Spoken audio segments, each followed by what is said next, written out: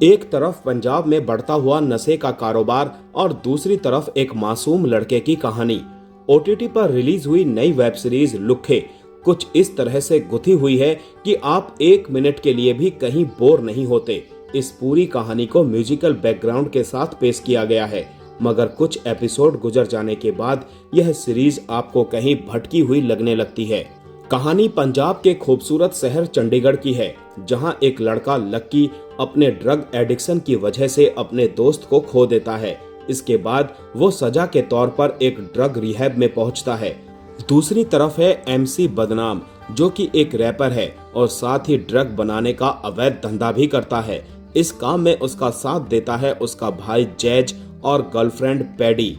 उसकी एक बहन भी है सनोबर। रिहैब में सनोबर लक्की से मिलती है, दोनों प्यार में पड़ जाते हैं, जिसके बाद लक्की सनोबर की फैमिली के करीब हो जाता है।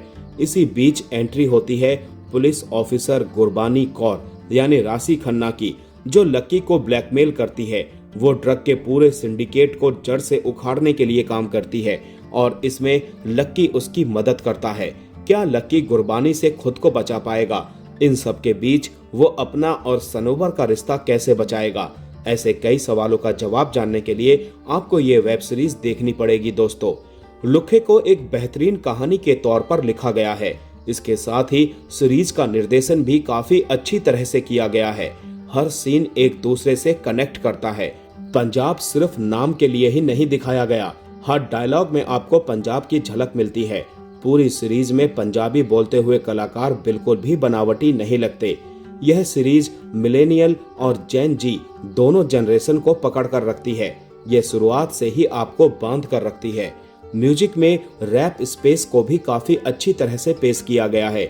जब आप सीरीज देखते हैं तो बीच में आते रैप रुकावट नहीं डालते, बल्कि एक तरह से कहानी में और रोमांच पैदा कर देते हैं।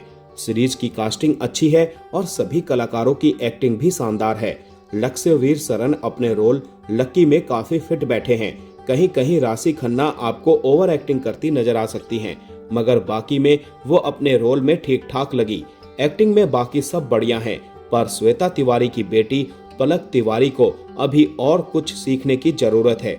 ना तो उनका रोमांस समझ में आता है और ना ही इमोशंस। हालांकि सीरीज में उनका किरदार भी अपरिपक्व दिखाया गया है, मगर पलक तिवारी उन उम्मीदों को पूरा नहीं करती जो आपने सोचा होगा। इसके उलट शिवांकित सिंह ओजी के किरदार में पूरी विलन वाली फील देते हैं। निहार का बदला, गुस्सा और क्राइम तीनों ही इस सीरीज की मजबूत कड़ी है।